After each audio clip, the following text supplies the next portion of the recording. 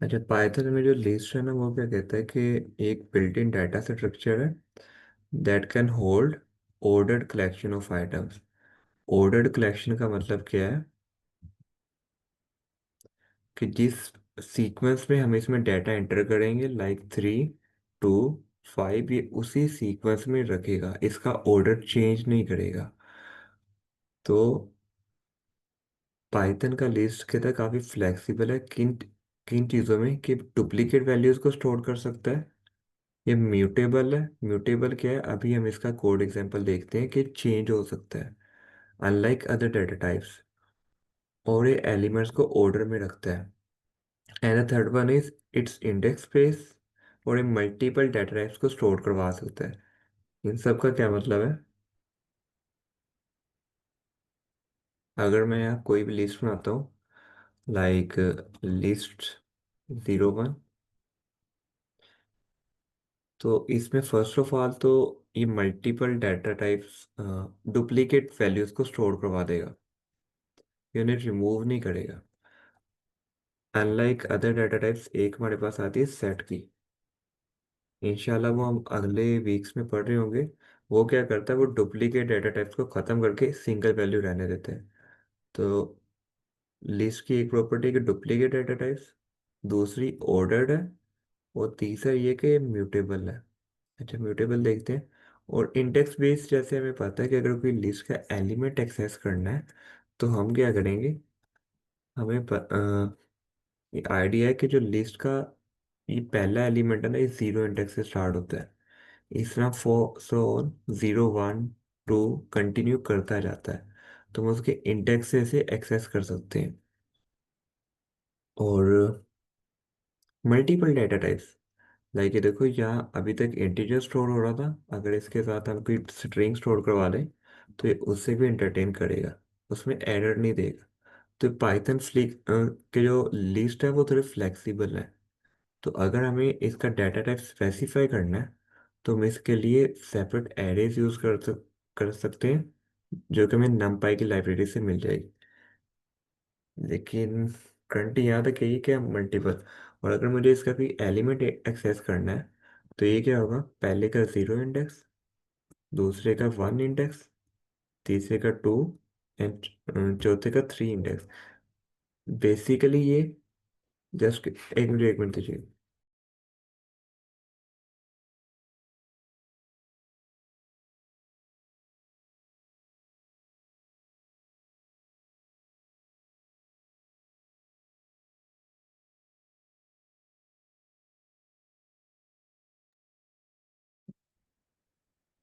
तो ये उसका इंडेक्स वाइज ऐसा है। अच्छा, म्यूटेबल का क्या मतलब है, इधर ना एग्जाम्पल को जरा समझना।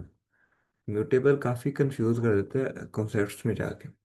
मैंने पर लिस्ट क्रिएट की है ना, इसी तरह प्रिंट कर ले, तो ये लिस्ट आ रही है। अगर मैं इसमें कोई ऑपरेशन करता हूँ, दिस 01 इक्वल है लाइक समथिंग,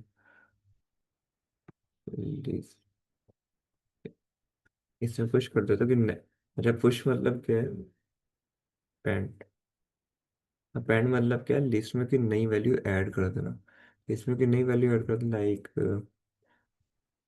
पाकिस्तान ऐड कर देते हैं, और इसे प्रिंट करें।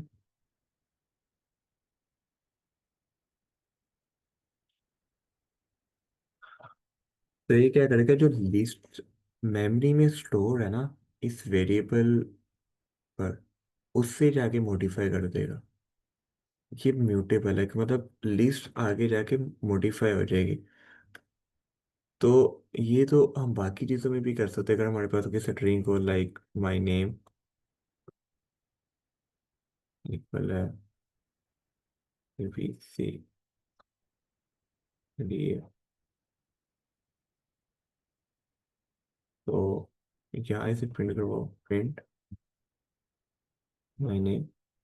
अगर इसमें मैं अभी चेंज ही करता हूँ, my name dot capitalise, capitalise कर ऑलरेडी, ये देखते हैं इससे होता है।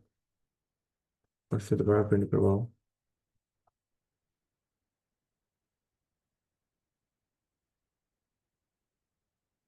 ओके, करंटली इसका ये एग्जाम्पल नहीं है, लेकिन लिस्ट का जो है ना, वो हम क्या करते हैं कि जब किसी आगे कहीं यूज़ कर रहे होंगे ना या फिर स्टोर करवा ले कहीं, तो वो इसकी वैल्यूज मेन लिस्ट में ही चेंज होती है, अनलाइक अदर वेरिएबल्स का। इसकी एग्जांपल ढूंढ लेते हैं अभी कोई, तो वो म्यूटेबिलिटी है। इसकी एग्जांपल कोई देख लेते हैं।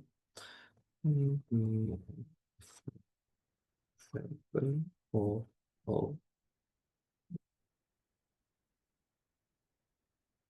mutable and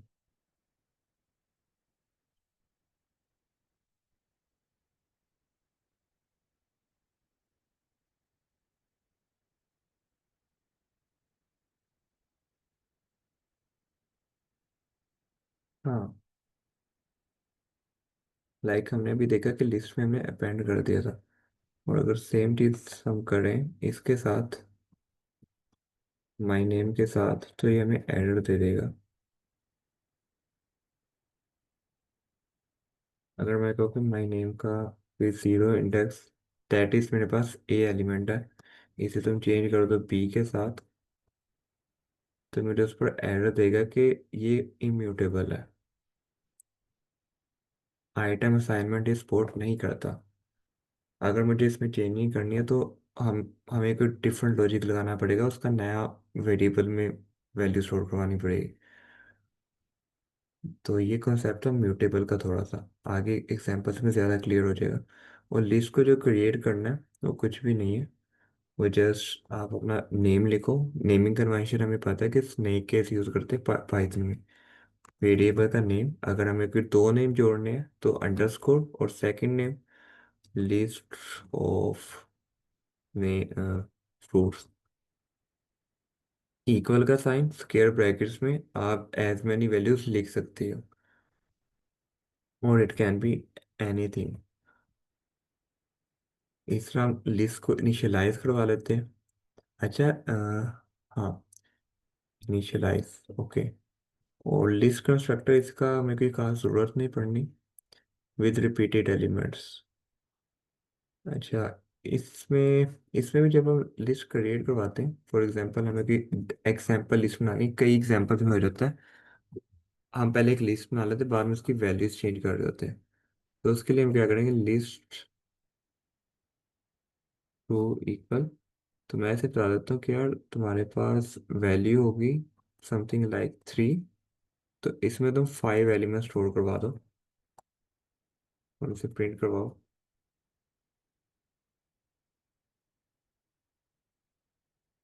तो ये क्या करेगा, जो वैल्यू है 3, उसके 5 एलिमेंट्स की लिस्ट स्टोर करवा देगा, और इसमें टोटल इंडेक्सेस कितने होंगे, दैट विल बी 4। अच्छा, इंडेक्सिंग का सीन ये है कि वो जीरो से स्टार्ट होने, 0 1 2 3 एंड 4, इसलिए वो लेंथ से एक कम होते हैं, या फिर टोटल नंबर ऑफ एलिमेंट से। और लिस्ट में अगर कोई एलिमेंट एक्सेस करना है तो वो हमने अभी देख लिया कि इंडेक्स के थ्रू एक्सेस करेंगे, और इंडेक्स जीरो से स्टार्ट। अगर मैं इसी एग्जांपल को लूँ,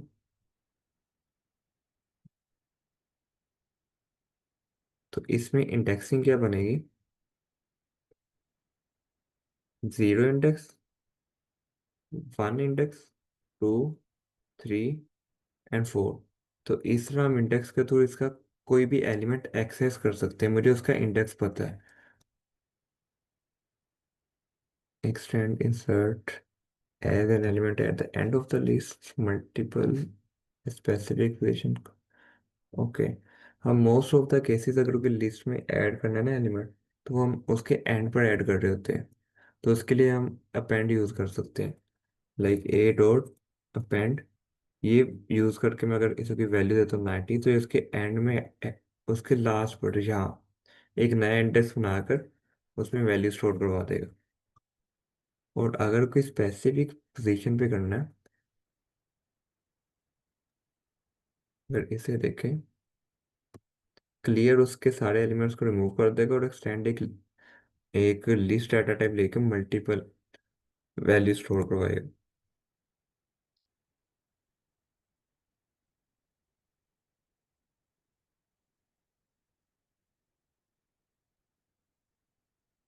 ओके, इंसर्ट क्या कर रहा है, उसके स्पेसिफिक इंडेक्स, मैंने उसे पहले आर्गुमेंट में इंडेक्स बता दिया।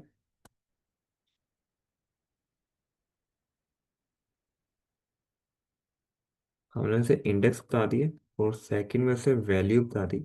उससे उस इंडेक्स पे जाके वैल्यू स्टोर करवा दी। ये क्या हुआ, वो जीरो इंडेक्स पर आया, वहाँ फाइव स्टोर करवा दिया, और बाकी इंडेक्सेस को एक एक आगे पुश कर दिया है। हर एलिमेंट को एक इंडेक्स आगे मूव कर दिया। तो इस तरह इंसर्ट काम करता है। हमारे पास ये दो चीज़ें काफ़ी यूज़ होंगी most of the time, append, और कभी हमारे पास इंसर्ट भी यूज़ होगा।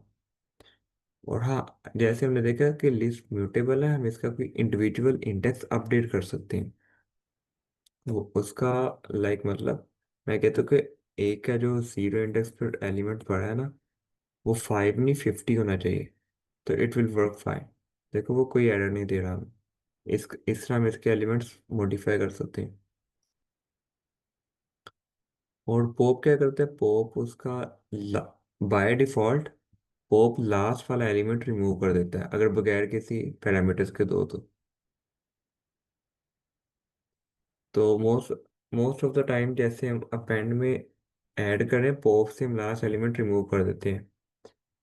तो जो रिमूव है, इससे यहाँ से एग्जांपल देख लेते हैं कि अगर रिमूव 30 दिया है ना, तो लेफ्ट से स्टार्ट करेगा। यहाँ लेफ्ट से स्टार्ट करेगा, और उसे जो पहला 30 मिलेगा ना, उसे रिमूव करके रुक जाएगा। और पहली अक्रेंस ऑफ द टारगेट। और पॉप क्या करेगा, पॉप वन, तो पॉप वन इसका देखते हैं।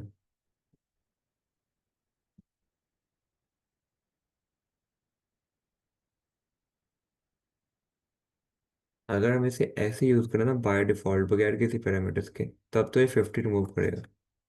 देखो 50 रिमूव करके वो रिटर्न भी करता है हमें उस वैल्यू को। और इसका पैरामीटर देख लेते हैं, 01।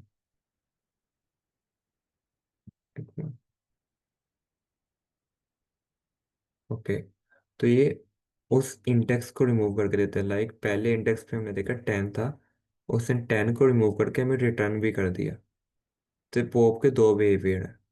By default last index remove करेगा, अगर हम कोई खुद इंडेक्स दे रहे हैं तो फिर वो उस स्पेसिफाइड इंडेक्स को रिमूव कर देगा।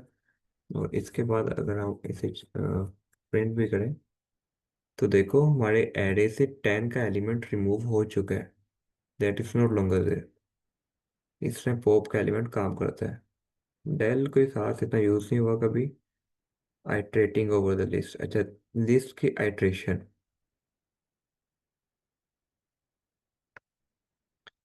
हमारे पास जैसे वो लिस्ट ऊपर नाम है, ए है, इस पर हमें आइटरेट करना है, तो इसके काफ़ी मेथड्स हैं। एक जो सिंपल लूप हम काफ़ी टाइम यूज़ करेंगे, वो फोर इन लूप है। इसमें हम रेंज पास कर देंगे, इसका सिंटेक्स ये होगा फोर आई, जो कि हम एक टेम्परेरी वेरिएबल बना रहे हैं, इन रेंज। रेंज इसमें क्या करो, लेंथ ऑफ ए पास करो। तो ये रेंज कैसे काम कर रहा है ऐसे भी देख लेते हैं। और जस्ट प्रिंट आई करो, तो इसका जरा कमाल देखो, ये 0 से 4 तक का है। अच्छा, इस चीज को जरा समझ देख लें कि रेंज लेंथ ऑफ ए क्या करता है। लेंथ ऑफ ए क्या रिटर्न करेगा, ए की length. For example in our case ये क्या है, 1 2 3 4 5। लेंथ ऑफ रेंज ने उसकी लेंथ रिटर्न कर दी। तो रेंज क्या करेगा, रेंज बाय डिफॉल्ट 0 से स्टार्ट करेगा, और लेंथ को इंक्लूड नहीं करेगा, उससे एक पीछे तक, मतलब 4 तक हमें नंबर्स दे देगा, बारी बारी। Is it clear. रेंज क्या करेगा, अगर इसका, हाँ, रेंज बेसिकली एक सीक्वेंस रिटर्न कर रहा है, 0 1 2 3 4। और 4 का लूप क्या करता है, फिर उस सीक्वेंस से बारी बारी आइटरेट करता है। हमने आई में शो भी करवाया कि पहली बारी 0 आया, देन 1 आया, 2 3 एंड 4। अच्छा, तो ये हमें आइट्रेशन में कैसे हेल्प करता है, हमने देखा कि जो एरेज है उसका पहला एलिमेंट जीरो इंडेक्स पर है। इस तरह वो कंटिन्यू चलता रहता है। तो अगर मुझे उसके बारी बारी एलिमेंट्स एक्सेस करनी है तो जस्ट उसे आई आई इंडेक्स के थ्रू कॉल करो, और वो बारी बारी सारे एलिमेंट आ जाएंगे starting from zero position, zero index. इस तरह हम एक लिस्ट से कंप्लीट आइटरेट कर सकते हैं उसके हर एलिमेंट से। अच्छा, लिस्ट तो हमारे पास वैसे भी प्रिंट हो रही थी, लेकिन अगर हमें उसके एलिमेंट्स पर कोई ऑपरेशन करना है, मॉडिफिकेशन करनी है, तो we will be using it. बारी बारी हमें एक उसका एक एक एलिमेंट मिल रहा होगा, देन हम कहेंगे कि यार इस इंडेक्स पे जाकर ना तुम सम ऑपरेशन करवा दो। ऑपरेशन नेस्टेड लिस्ट इसका भी नहीं देखना, और पाइथन स्टोर्स लिस्ट एलिमेंट्स। और हाँ, तो यही कि इसके हर एक ब्लॉक पर एक वैल्यू स्टोर हो जाती है और एक जीरो इंडेक्स से स्टार्ट हो रहा है। यही लिस्ट के बेसिक ऑपरेशंस यही थे कि आप इंसर्ट करवा दो, रिमूव करवा दो, एक्सेस कर लो एलिमेंट, या फिर उसका ये चीज़ समझ लो कि वो म्यूटेबल नहीं, म्यूटेबल है, लिस्ट म्यूटेबल है। आप जब इसमें कोई मॉडिफिकेशन करते हैं वो आगे तक रिफ्लेक्ट होती है। जब आप इसकी एग्जांपल्स करेंगे तो ये ज़्यादा क्लियर हो जाएगा। Search insert fission. यार इसके कुछ फंक्शन पढ़ा दें। लिस्ट के फंक्शन जे जिस तरह लेंथ हो गया, मैक्सिमम हो गया, मिनिमम और सम हो गया। विद आई, उसे भी देख लेते हैं। आई थिंक इसका अगर किसी ये भी करें। लिस्ट के हम्म। किसी भी लिस्ट की अगर लेंथ फाइंड करनी है, या फिर इसमें मैक्सिमम नंबर कौन सा है जो सबसे बड़ा, और मिनिमम कौन सा है, और इसका सम क्या है पूरी लिस्ट का, ये करवा दें। तो टाइम है अभी काफी। अच्छा, लेंथ ऑफ, अच्छा इनके लिए जो बेसिक बिल्ट इन ऑपरेशंस है ना, वो एक तो लेंथ का ना, लेंथ में अगर हम कोई लिस्ट का नेम पास करें तो उसकी हमें लेंथ रिटर्न कर देगा। और मैक्स का दूसरा फंक्शन, हाँ, मैक्स पास करें तो ये बता देगा कि उस लिस्ट में मैक्सिमम वैल्यू कौन सी है। और थर्ड वन इज सम, ये उस लिस्ट का सारा, उसके जो भी वैल्यूज हैं उन्हें सम करके दे देगा, 50 40 एंड या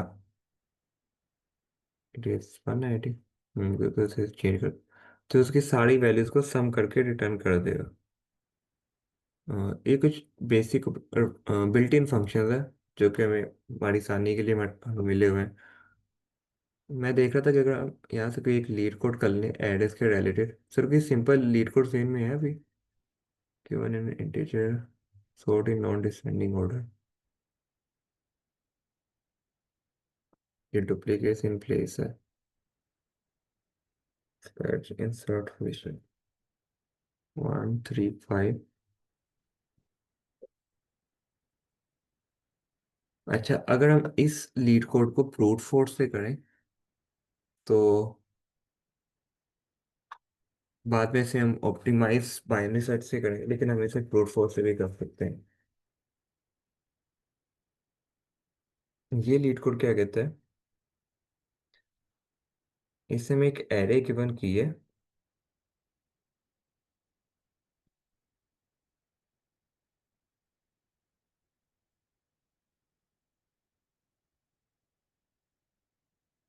लीड कोड का स्टेटमेंट पढ़ लेते हैं।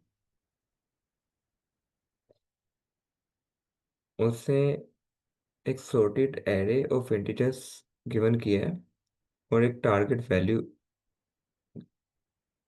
गिवन की है। वो कह रहे हैं कि return the index if target is found. उसने जो टारगेट रिटर्न किया है अगर वो मिल जाता है तो उसका इंडेक्स रिटर्न कर दें, otherwise if not return the index where it would be if inserted. Otherwise वो इंडेक्स रिटर्न कर दे जहाँ से होना चाहिए अगर ये एरे में नहीं है। एग्जाम्पल देखते हैं।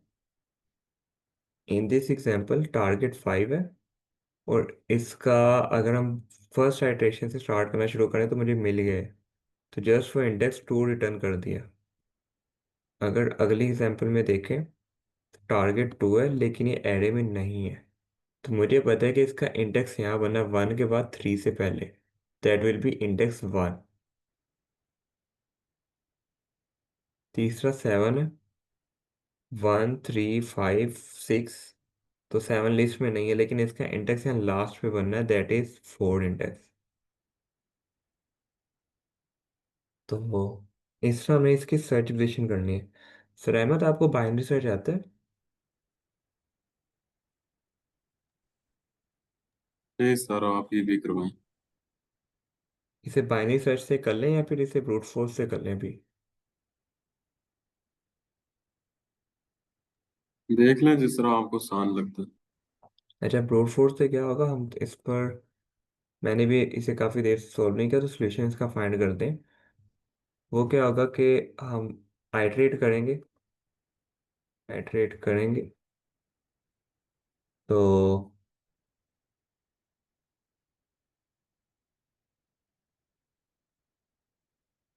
अगर तो वो एलिमेंट हमें मिल गया, तो वो एलिमेंट मिल जाता है,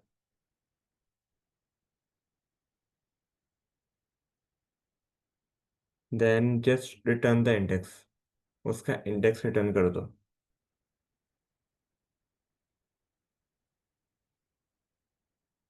और इन सेकंड केस, अगर वो एलिमेंट, अगर उस एलिमेंट अगर वो एलिमेंट नहीं मिलता, या फिर उस एलिमेंट से आगे चला जाता है, तो हम वो इंडेक्स रिटर्न कर देंगे। ये मुझे कैसे समझ लगा कि यार, ये देखो, जहाँ मेरे पास ये था ना टारगेट 2, तो मैं 1 से आगे गया, ठीक है। जब मैंने 3 को देखा ना, मैंने कहा 3 आ गया उससे बड़ा, और मुझे तो वो मिला ही नहीं 2।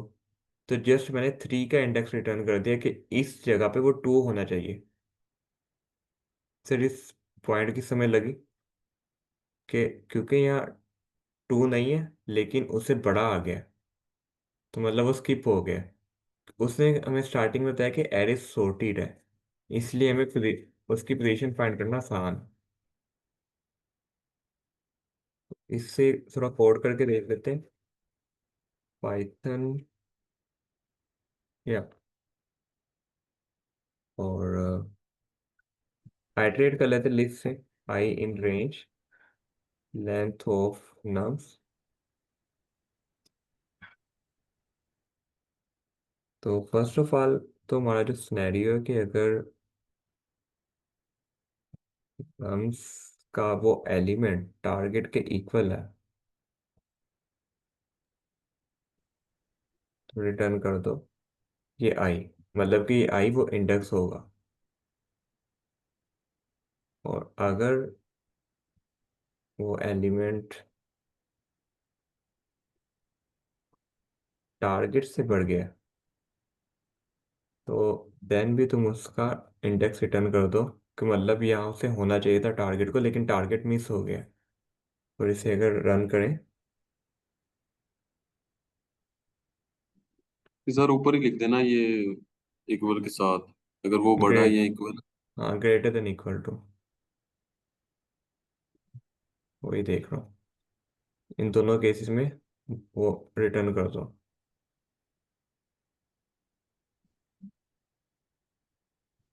ओके, ये देख। थर्ड वन में क्या कह रहे हैं? ओके, अब यहाँ क्या होगा, वो आया है, उसने सारा लिस्ट आइटरेट कर लिया है, ना टारगेट मिला है, ना टारगेट से बड़ा मिला है।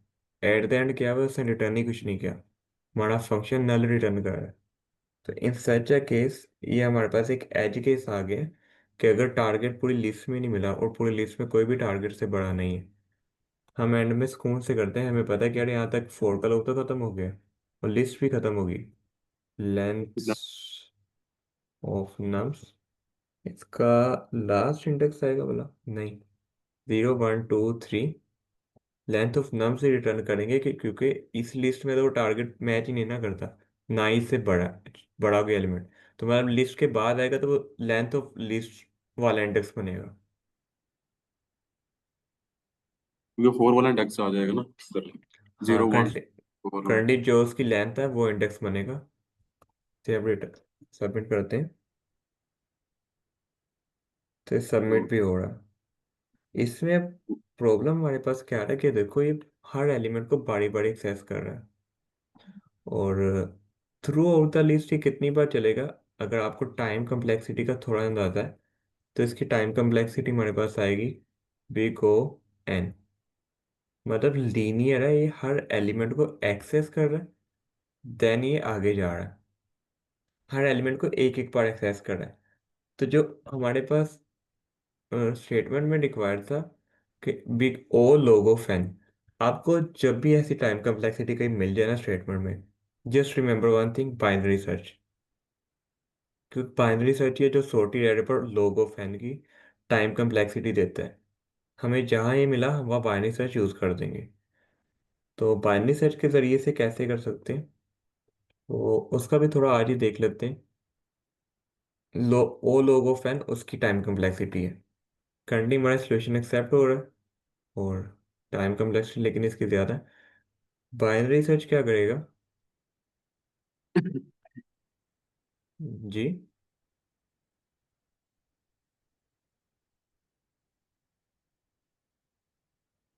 इसमें हम दो पॉइंटर रखेंगे, एक लेफ्ट पे और एक राइट पे। तो कहाँ से बनाओ,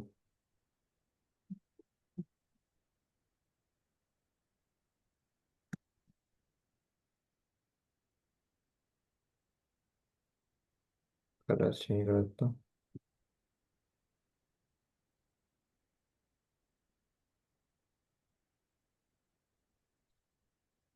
बाइनरी सर्च में दो पॉइंटर्स रख लेते हैं, एक लेफ्ट पे और एक राइट पे, और इनका एक मिड फाइंड कर लेते हैं ना, मिड एलिमेंट।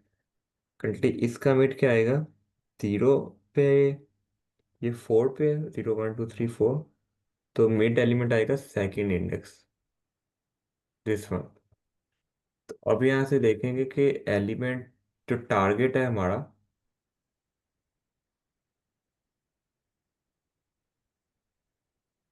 जो टारगेट एलिमेंट है हमारा वो मिड से बड़ा है।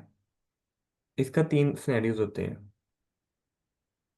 मिड के इक्वल है, सेकंड सिनेरियो मिड से बड़ा है। अगर तो मिड से बड़ा है ना तो कुछ भी ना करो, जो लेफ्ट वाला पॉइंटर है ना उसे मिड के, जो लेफ्ट वाला मिड की पॉइंटर है जगह ना उसे मिड की जगह नहीं रखना, मिड के एक आगे रखना, क्योंकि जो मिड वाला ना वो हम ऑलरेडी पहली कंडीशन में चेक कर चुके होते हैं। ऐसे सिनेरियो में क्या करो कि लेफ्ट को मिड के एक आगे ले आओ, और अगर तो वो मिड से छोटा है, तो राइट पॉइंटर। राइट पॉइंटर को, मतलब मिड तो चेक हो चुका है ना, मिड से एक बैक पर ले आओ, दिस सिनेरियो। तो ये क्या सीन बनेगा, ये आ जाएगा राइट इक्वल मिड -1। और जो फर्स्ट सिनेरियो था, अगर तो मुझे वो मिड के इक्वल है, मतलब हमें रिक्वायर्ड चीज मिल गई है, तो जस्ट वहां से तुम रिटर्न कर जाओ अपना जो भी इंडेक्स बन रहा है उस वक्त। ये बाइनरी सर्च का लॉजिक है, और this is the complete binary search. ये करंट इसका इंडेप्थ नहीं देखते, इसका थोड़ा अगर इंडेप्थ देखें तो एक्चुअली ये हमारे एरे को दो पार्ट्स में डिवाइड कर देता है। लाइक हमने स्टार्टिंग में देखा, उसने एक उसका लेफ्ट रख लिया एक राइट, जस्ट अब मिड को मैच करेगा। तो अगर तो वो वैल्यू राइट हाफ में आ रही है तो राइट हाफ में चले जाएगा। मैं इसका यहाँ शायद की इमेज मिल जाए हमें।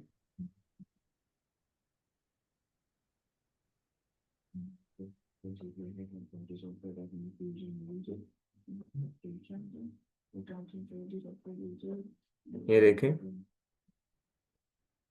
वो एरे को दो हाफ्स में डिवाइड कर देते हैं, राइट हाफ लेफ्ट हाफ।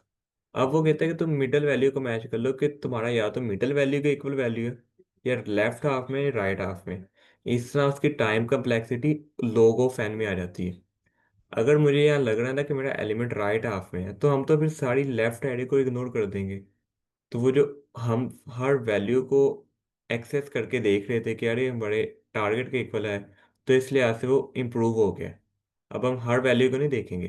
फिर हम राइट हाफ में भी आके इसका भी हाफ करेंगे राइट एरे का, और देखेंगे कि यार अब वो लेफ्ट हाफ में राइट हाफ में, तो इसमें एरे डिवाइड होती होती एंड तक चली रहेगी।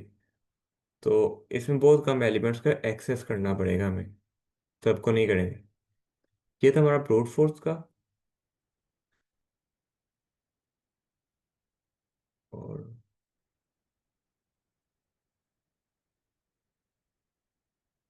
ये कॉपी कर, कमेंट करते हैं।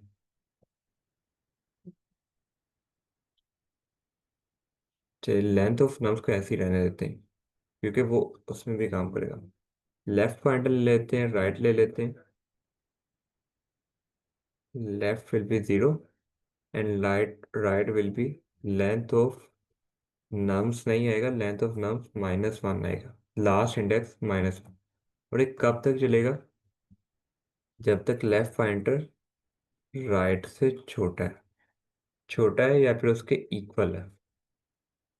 मैं इक्वल का सिनेरियो भी रखता है, समटाइम्स ऐसा होता है कि वो एरे डिवाइड करता करता किसी एक एलिमेंट पर आ जाता है, तो फिर देन हम उसे मैच कर देते, तो वो हमारा रिक्वायर्ड आंसर होता है। तो इसे left less than equal to right, इसका मिड कैलकुलेट कर ले। Mid equal left plus right divided by 2, जो कि मिड का एक फॉर्मूला है। हमें मिड इंडेक्स मिल गया, अब यहाँ से इसे मैच कर लो। इफ नम्स मिड, अगर तो ये टारगेट के इक्वल है तो रिटर्न कर दो मिड वैल्यू को। मिड ये बेसिकली इंडेक्स है, और हम उस पर वैल्यू मैच करें। एल्स इफ की सिंटेक्स ठीक है मेरा?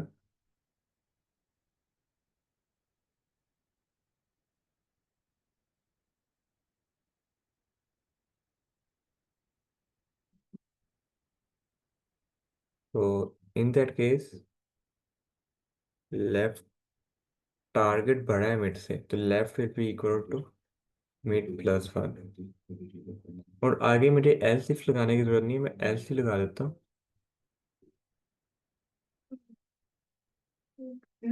हाइट विल बी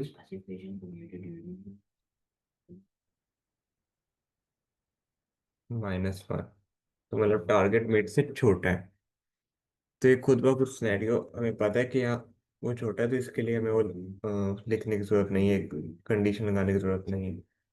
अब मुझे सर ये कंफर्म कंफर्म कीजिएगा सिंटेक्स ठीक है?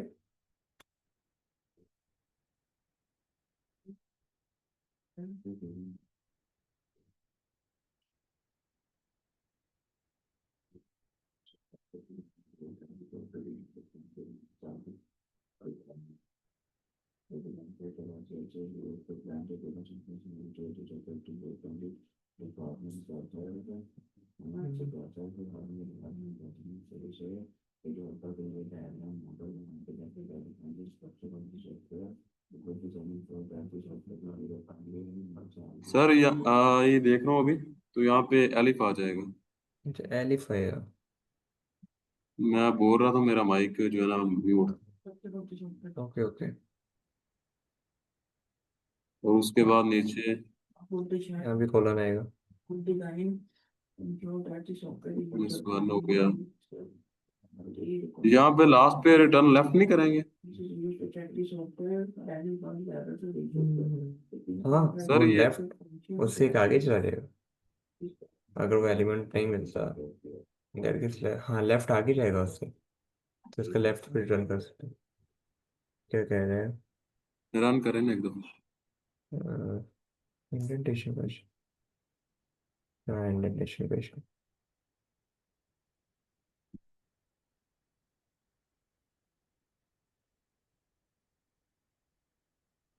एक minute. Must be integers. Okay I think इसे हमें इंटीजर में कन्वर्ट करना होगा। वो इसका जब 2 नहीं से नहीं सर, डिवाइड, ये लास्ट लास्ट पे आपने वो एक लगाई हुई है स्लैश, ये दो लगानी है। ये एंड पे नहीं कन्वर्ट करना आपने, दो से पहले। ये पाइथन में डिवाइड डबल स्लैश से होता है? जी। तो सिंगल स्लैश क्या करता है? ये भी कुछ ना कुछ करता ही होगा। ओके, जैसे देख, ऐसे। तो ये देखो, ये हमारा सेशन सबमिट हो रहा है, और इसके सारी वैल्यूज भी ठीक है, और इसकी टाइम कम्प्लेक्सिटी हमारे पास लोग ऑफ एन की है। एरे को दो। इसका जी। मैं एक दफा पढ़ना चाह रहा हूँ, ये एक दफा ऊपर कीजिएगा कोड। ये वही जो हमने यहाँ लिखा है। हम्म, पहले हमने जो है ना लेफ्ट को इक्वल कर दिया जीरो के, ठीक है, जीरो इंडेक्स के, और राइट को इक्वल कर दिया लेंथ के, जो इसकी लेंथ है उससे एक पीछे तक। और अगर लेफ्ट छोटा है राइट से तो हमें जो है ना मिड फाइंड कर दो इसका। अगर राइट, नहीं, इसका मतलब है कि ये लूप तब तक चलेगा जब तक लेफ्ट राइट से छोटा है। ठीक है। और यहाँ पे जो है ना हमने मिड फाइंड कर लिया इसका, हाँ। मिड आ गया हमारे पास। और इसके बाद कंडीशन लगा दी है, if nums mid is equal to, अगर हमारे पास जो मिड है वो टारगेट के इक्वल है तो हमें रिटर्न कर दो मिड, क्योंकि हमारे पास यहाँ पे हाँ। टारगेट मिल गया है, तो हम हाँ। इसे रिटर्न कर देंगे। उसके बाद हमने एक और कंडीशन लगाई है, इफ नाम्स मिड छोटा है टारगेट के, अगर मिड छोटा है टारगेट से, तो इस तरह करो कि जो लेफ्ट पॉइंटर है वो हमारा मिड मिड से एक आगे आ जाए, ठीक है, इन एक दैट इंडेक्स केस। आगे आ जाए। हाँ। और उसके बाद एक और कंडीशन लगाई है, अगर दूसरा अगर पॉइंटर अगर वो क्या कहते हैं टारगेट से बड़ा है तो वो मिड से पीछे आ जाए। जी। इस सिनेरियो में क्या हो रहा है कि अगर टारगेट बड़ा है, तो मतलब कि वो वैल्यू राइट हाफ में कहीं प्रेजेंट है, तो हम लेफ्ट की सारी एरो को इग्नोर करते हुए लेफ्ट पॉइंटर को आगे ले आएंगे। तो इन सेकंड केस के मुझे पता है कि यार ना मिड इक्वल है ना टारगेट राइट पे है, तो जरूर वो टारगेट लेफ्ट पर ही है, तो हम बगैर किसी कंडीशन के राइट पॉइंटर को उसके लेफ्ट पर ले आएंगे, एंड वी सॉल्व इट। ठीक है। अगर इसे सबमिट करवाएं। अच्छा, लास्ट केस में वही जैसे आपने सर ऐड किया कि अगर वो मैच नहीं ना करता तो वो क्या होगा, ये आइटरेट करता करता सोल्व करता करता लेफ्ट इस इंडेक्स पर आ जाएगा, पूरी एरे को पास करके यहाँ आ जाएगा, तो वो लेफ्ट राइट से बड़ा हो जाएगा, तो साथ ही लूप खत्म हो जाएगा और हम जस्ट लेफ्ट को रिटर्न कर देंगे, जैसे कि इन फर्स्ट केस हम उसका रिटर्न कर रहे थे, लेंथ को रिटर्न कर रहे थे। तो आई थिंक आज की क्लास के लिए इतना काफ़ी है। लिस्ट का इंट्रो देख लिया और उसमें एक लीड कोड सोल्व करके देख लिया। अगर हमें कल के लिए कोई ऐसा लीड कोड मिल जाए जिस पर उसके ऑपरेशंस यूज हो रहे हैं, या फिर नेक्स्ट के डाटा स्ट्रक्चर देख ले, तो that will be more good. Sir आप रिकॉर्डिंग स्टॉप करते हैं आप।